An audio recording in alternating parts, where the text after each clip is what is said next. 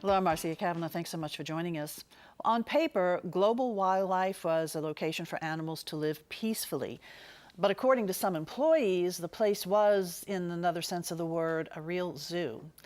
That description is also sometimes applied to the state legislature. We'll look at the latest from the lawmakers and at some recent analysis on the impact of the Bobby Jindal administration. Elsewhere, a former Jefferson Parish council member pleads not guilty. And on the eve of Memorial Day, we'll look at the impact that World War II had on New Orleans politics. We'll also remember the career of journalist Ronnie Burgess. Joining us are tonight's Informed Sources: Errol Laborde, producer of Informed Sources; Gordon Russell, managing editor of Investigations, the New Orleans Advocate; Mike Pearlstein, investigative reporter, WWL-TV Channel 4; and Stephanie Grace, columnist, the New Orleans Advocate. We're going to jump on over to Gordon first, and a former Jefferson Parish council person has wound up in federal court this week. Yeah, this has kind of been a long-running investigation that we've sort of been waiting for this to happen for a long time. He's been under investigation for a couple of years, and of course, he resigned last month abruptly, and that was a clear sign charges were coming. The real question around Chris Roberts has been whether he was going to be charged with some kind of corruption-related offense, and as we correctly reported in advance of the indictment, he was not. He was charged with more garden variety kind of business crimes. It's a combination of wire fraud and tax evasion charges, but it really involves, he had a number of business interests, and he's basically accused of ripping off his partners in a variety of small ways, and then, well, not that small, I should say, but in a variety of ways, and then hiding a lot of his income from the federal government. And it seems that some of this stems from or is related to a gambling problem. There hasn't been a lot said by the federal government about this, but when he was arraigned, he made his first appearance earlier this week, and one of the terms of his bail is that he's not allowed to enter a gambling establishment, which is sort of a hint at where some of this stems from. And more than the head, that's a pretty clear sign. Yeah, yeah. And there were some pictures that have circulated of him on social media playing, I guess he favored slot machines and video poker. So, I'm sorry, go ahead. But no public corruption allegations in this. Right, and one of the reasons I think the investigation took such a long time is the federal government the FBI was very interested in whether he had sold his office in some way, which is something that they're very concerned with. I mean, crimes are still crimes.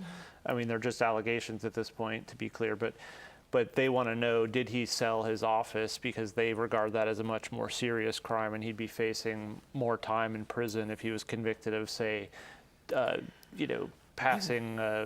giving someone a variance in exchange for money or those kinds of things. And they did investigate, as we've reported, a number of possible things where they thought that might have happened. And as far as we know, they don't have any proof that it did. One quick example I'll throw out is that his former landlady pleaded guilty this week to a tax charge, and they had uncovered evidence that he had bounced a number of rent checks to his landlady, and she had been a person who had had some business before the Jefferson Parish Council. So they were trying to determine whether he did a favor for her essentially in exchange for not having to pay rent. But they have not found evidence that he ever did an official favor for her. So he did enter the not guilty plea. How many counts is he facing? He's got 29 counts. And so potentially that could be a pretty long sentence. Yeah, if convicted.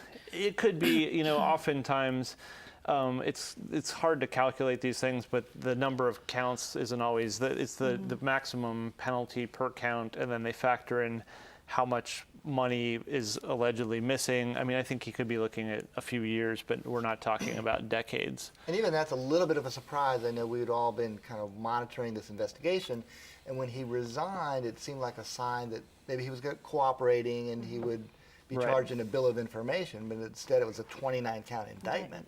For which he, once again, entered the plea of not guilty after having, half of his life spent in public service. Yeah, he's only 41 and he's been in office for 20 years. And he seemed to be at least considering running for his old seat on his old district seat, since he's term limited out as an at-large. member. That's right. This fall. All right, well, sort of a sad So, saga. All yeah. right, thanks a lot, Gordon. Mike, over to you. Global Wildlife Center started, what, in the early 90s? I mean, 1991. I can remember taking Right. my small children, even my grandchildren over there. So many of us have brought our kids over there, but there's been some reporting that really gives us pause and concern.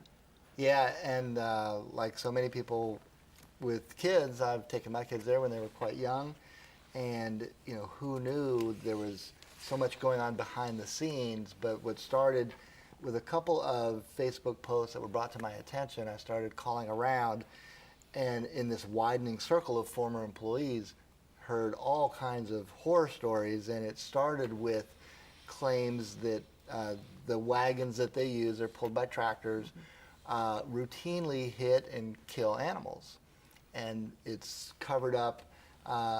Instead of bringing in a veterinarian to treat, treatable wounds, animals are mostly euthanized with a gun or hammer or bat.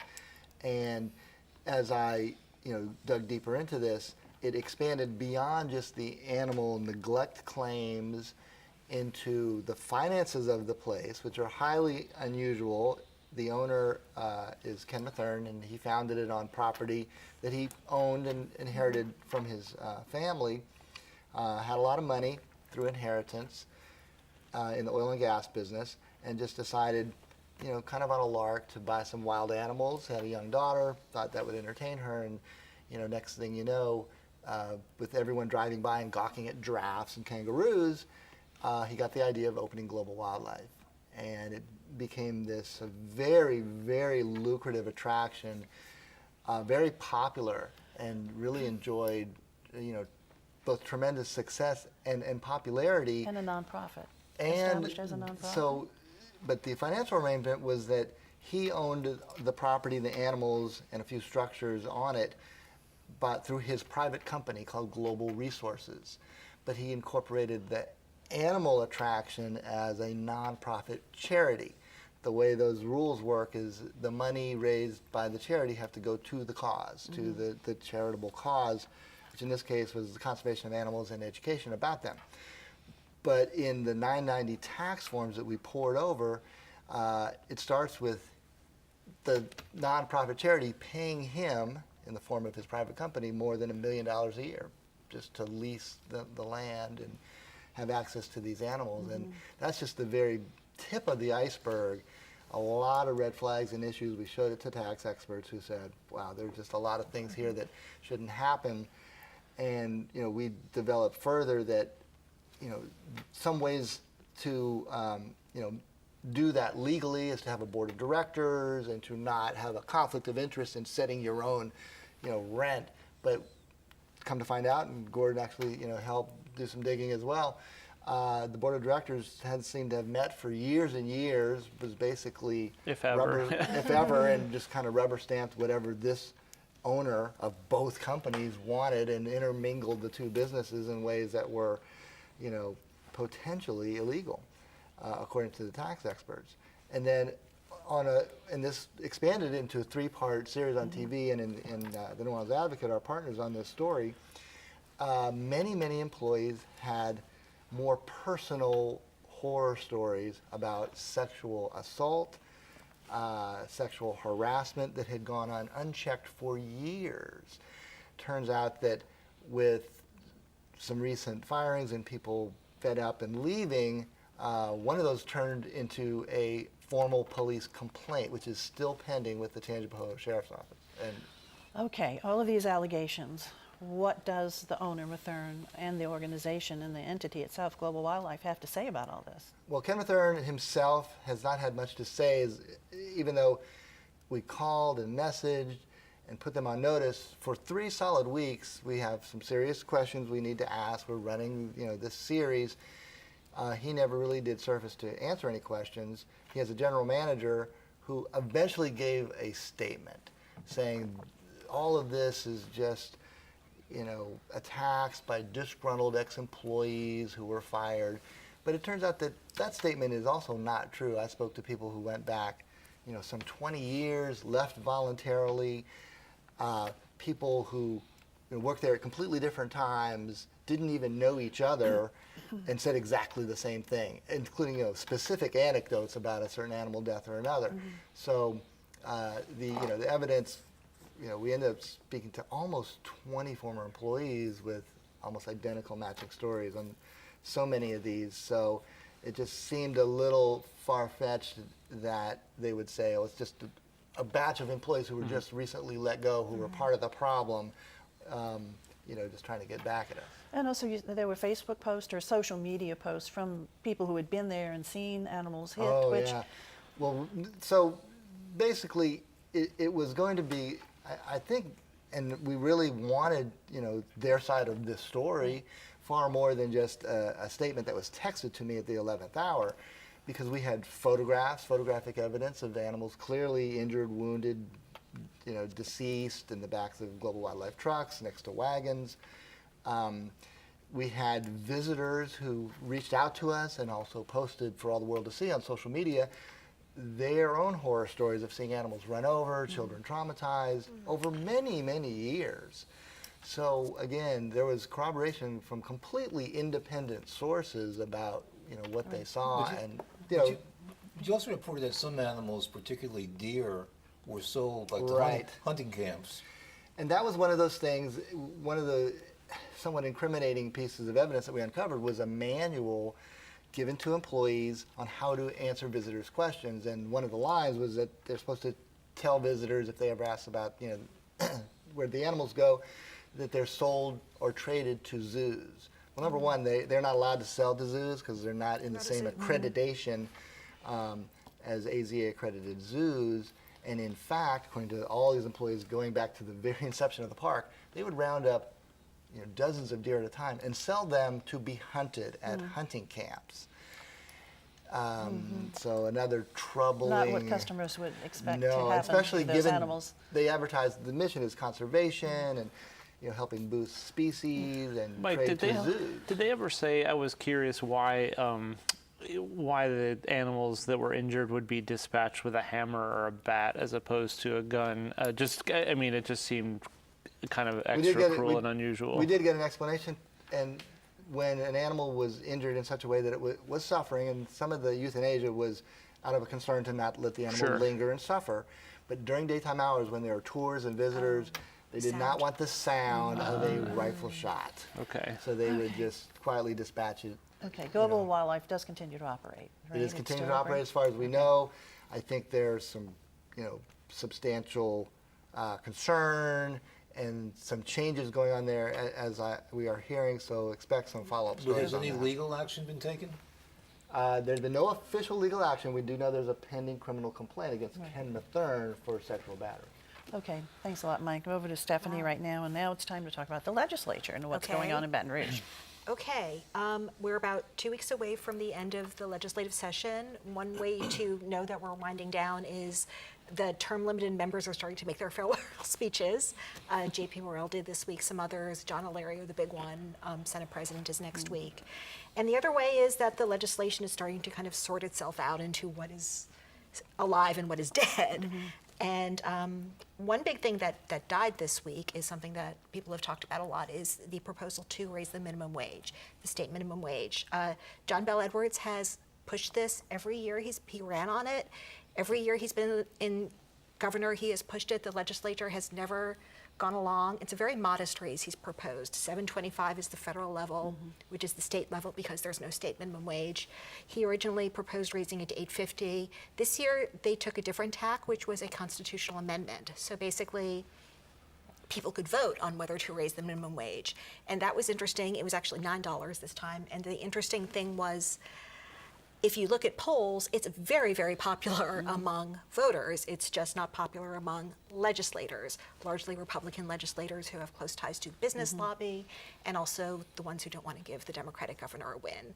Also, usually letting people vote on a thing is popular. Exactly. So what happened, and that's kind of interesting because Troy Carter carried it this year, and He brought it to the Senate floor for a vote. It made it through committee, and after a number of Democratic senators had told these like really moving stories about their constituents who've worked multiple jobs for low wages, he pulled it. He said, "We are woefully short of the number of votes, so I'm tabling it," which really enabled the opponents to kill it without having to take a vote. vote on it, So yeah. it did them a favor. That's what politicians do. But And the other big issue, abortion. another big issue, abortion. This one's a little out of left field because Louisiana is generally considered an anti-abortion state. John Bel Edwards is an anti-abortion Democratic governor. He has always been very clear on that. He considers it pretty central to his success and his brand. But he is going to be faced with signing a bill, and he said he's going to sign it, that is causing him problems among his base, his Democratic base. What really happened is Brett Kavanaugh happened, is that the U.S. Supreme Court Justice Anthony Kennedy resigned, was replaced with Brett Kavanaugh. That puts Roe versus Wade in play. So all of these bills are bubbling up in anti-abortion states that are meant to either challenge it, become the test case, or take effect if Roe v. Wade is overturned. This is sailing through the legislature. It still has to be approved by the full House. It probably will. It's called a fetal heartbeat bill. It would basically outlaw abortion, even including, once a heartbeat is detected, even including cases of rape and incest. The exception is if the fetus is not medically viable or if the woman, this is the language, it would, to prevent the death of a pregnant woman or to prevent a serious risk of substantial and irreversible impairment of a major bodily function. So very narrow. And that's about 6 weeks when the heartbeat is it detected. is. And it's designed to take effect. There's a similar Mississippi bill. If that is upheld, it's designed to take effect immediately. He's getting a lot of blowback. There have been protests. I think he would prefer not to deal with this, but he has said he's going to sign it. And so then what status in the legislature right now? Where is It's it? going to the House. It's Okay. passing with huge majorities, and I have to say it's passing with a lot of Democratic votes and even Democratic sponsorship. What kind of penalties does this bill call for? Penalties for the doctor, not the woman. Okay. Imprisonment, fine. All right, thanks a lot, Stephanie. Okay. Over to Errol. World War II, impact on New Orleans politics. What did it Well, do? the reason we bring this up is because of Memorial Day. Correct. Coming up Monday. And, there's quite a saga with New Orleans and the impact after the war. Before the war, New Orleans was ruled for the longest time by the machine, the old Regulus machine. The mayor was Mayor Maestri, and he had pretty much a solid hold on things. The 1946 election was one of the really famous elections in New Orleans because that really changed everything. A young state representative named Delesseps Morrison, who had gone off to the war and came back as a colonel, ran. I think he was in his late 30s, and this was a time all the soldiers were coming back and people were feeling differently. They were feeling they conquered the world and they wanted change, and they didn't want these old guys around anymore. They didn't want the old regulars, and so it was one of the all-time major upsets in New Orleans political history. Morrison won, and he was now it happened every so often. The old regulars would be defeated, but whoever defeated them didn't last. Well, in Morrison's case, he did last because he created his own machine, and it was of these people. It was all these people who were coming back, among with some of the old politicians. But you saw the emergence of a different New Orleans, and the kind of people coming from the war, they weren't thinking about nostalgia and old buildings and they wanted modern. And if you look at the city hall, which was built under the Morrison administration, and the whole civic center and the library, that was all the thinking of that period of time, of that late 60s, of that modern post-war sort of thinking. And so, New Orleans was really affected by that. But another way that was affected came a few years later, and of course that was when Stephen Ambrose, the history professor, came to UNO, and he started talking, and he became very prominent in World War II, talking about World War II history. And he's the one who made the claim that he interviewed Dwight Eisenhower, and Eisenhower said that it was Mr. Higgins from New Orleans who won the war. I'm not sure if that was ever said or not, okay, but maybe it was. But there are a lot of cities that could really claim importance in the war, probably more so than New Orleans. Philadelphia, where all those ships were built, and San Francisco and New York. But because of Ambrose's statement, and because of some really craftiness on the part of local leaders, and because there was still some of Higgins' old plants around, they started what was first the D-Day Museum, and now the World War II Museum, and now it's like one of the major museum attractions in the country. It's just become, and so New Orleans has really become a center for World War II research and its attraction. So that's really been a major development. And I could tell you that Ambrose's book that he wrote about Band of Brothers is really one of the important World War II books. And if you travel in the area like around France where there were the scenes of the D-Day invasion, there were a lot of signs and things that are quoting from Band of Brothers. And so New Orleans would emerge at the beginning and later just having a very important role in the history of the war. It got a boost from Saving Private Ryan, too, when that came out. Yeah. And certainly the World War II celebrity Museum connection. is And certainly then a there was a prominent museum congressman, in the Edward world. Hebert, who during his prime was the chairman of the Armed Services Committee. And there was the word was that Hebert was the one guy that the admirals would salute. And that, I think, accounted for a lot of the naval buildup and naval support that we got here. Okay, very interesting. Thanks. Okay, over to Gordon now. And impact of the Jindal administration, what are we seeing? Well, yeah, Stephanie and I talked a little bit about this on our podcast at The Advocate this week, but there's been a couple of recent stories that really cast. It's not that Bobby Jindal has enjoyed a great post-office reputation, but most of the attention has been focused on the budget problems he left Louisiana in. But kind of two of his other signature programs have come in for reappraisals recently. One of which is the school voucher program, which was the subject of a recent series in the Times-Picayune and on Fox 8, and that. And WWNO was involved. Yes, they were too, involved yeah. in it too. Thank you. And that really kind of helped shine a light on how poorly performing these private schools are. That the children who are only children who go to public schools that receive a C, D, or F grade are eligible for a voucher, and it turns out that these private schools that are accepting them are, in most cases, are D or F schools as measured by the scores that these children themselves are getting. It's a little hard going back into when this was passed, and Stephanie, you can jump in anytime, but when this was being passed, there was a lot of talk about the accountability for this, and they really made it much more difficult to account for the performance of these private schools that were going to accept the vouchers. So only the students that are accepting the vouchers have to take the standardized test. Exactly. So you can't know exactly the performance of the entire school, but you can measure the performance of the kids who are on the vouchers. And even that was a concession. Right, and that's right. There's kind of an irony here is that the program was greatly expanded at Jindal's urging as part of a large public school accountability package. Right. And piggybacked on it. And in the case of the private school vouchers, the theory was that the parents are the accountability, but it's difficult for the parents to know how well this school is performing. So that was one piece, and then I think another big, we published an investigation recently with ProPublica on the sort of the outcomes of the Bobby Jindal's famous gold standard of ethics that was passed in 2008 that was really designed to clean up Louisiana's reputation and probably had some small effect on that. I think as Stephanie said, we moved up on these lists of rankings that are compiled by national organizations. But what our reporting found was that the big picture is that many fewer people are being hit with ethics charges. The investigations take much longer. Many of them are for very kind of penny ante charges like failing to file your campaign reports on time, as opposed to sort of major conflicts of interest.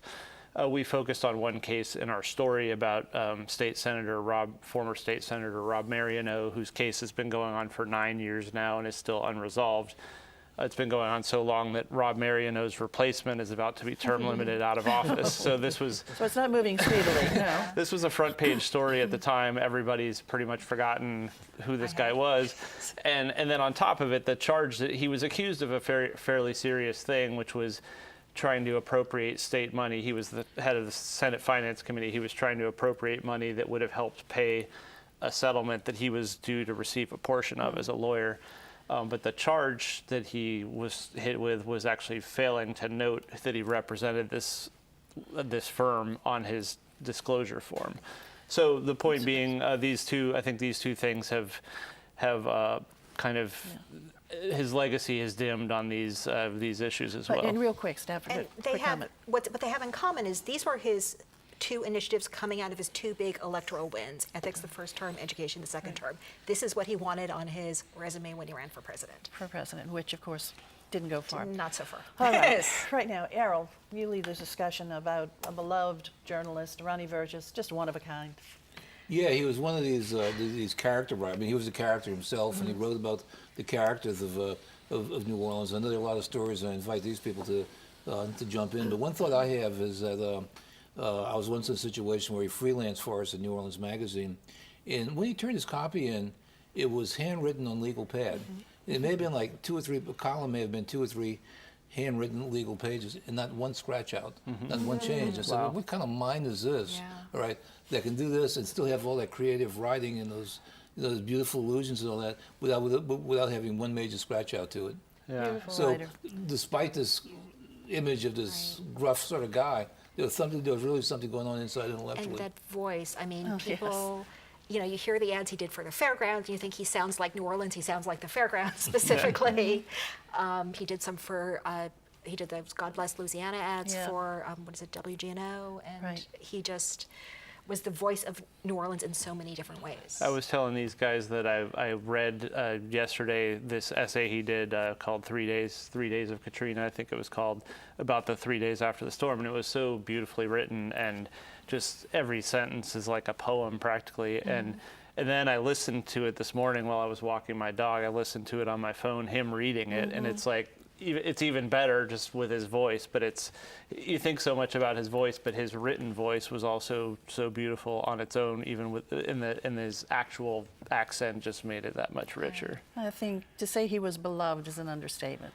And just really respected, and just a nice guy, and such a New brilliant, you know, Orleans guy. And you know, he got known for his voice, but he was a brilliant writer, Yeah. and Yeah. he could make references to Shakespeare, you know, modern sports, Greek he mythology, it was all woven in there, yeah. encyclopedic. Right. And the amazing thing about him is, among the many things, he worked for almost every news I was going to organization. say, like, you heard it, you saw him Including here, anywhere. he did work Broadcast, for us, too. radio. And as I think he said in one of the obits, I think he was quoted saying that he maybe left them all on some, you know, sometimes he Interesting left terms. earlier than Okay. expected. He was not a company man. He was not a his company own, man at He all. was his own man. Exactly. always. And we send our condolences to his family Absolutely. and to Lynn Jensen, his longtime partner. Okay, guys, y'all have about 10 seconds apiece to look ahead. Okay, airport put out an advisory today, this Memorial Day weekend, over the 14 days, expecting lots of people going through there, 650,000 extra people. So advising, they're putting in special traffic controls, advising anybody going to the airport, leave early. Okay, good advice. Gordon. Well, Latoya Cantrell has announced that they're turning off the traffic cameras starting Friday around school zones, which is a good thing. They haven't said yet whether they're going to tell us when they turn them back on, so we'll Yes. wait for that. We'll wait for that. Thanks, Gordon. Mike. Yeah, Jack Strain, former St. Tammany sheriff, still on indictment watch for Jack Strain. The investigation's turned quiet, but we're on pretty much weekly watch for when that shoe's about to drop. Okay. Steph? A really big hearing has been scheduled for federal appeals court in New Orleans, July 9th. This is the big Obamacare challenge coming out of Texas that Jeff Landry has signed on to. It's big. That is big. Yes. So it's coming this week? It's coming in July. They in just July? announced the date. It's July 9th July in 9th, okay. downtown New Orleans. All right, thanks a lot, guys. Thank you all for being here. Thank you all for joining us. Have a wonderful, safe Memorial Day holiday. We'll see you again next week. For Informed Sources, have a good evening.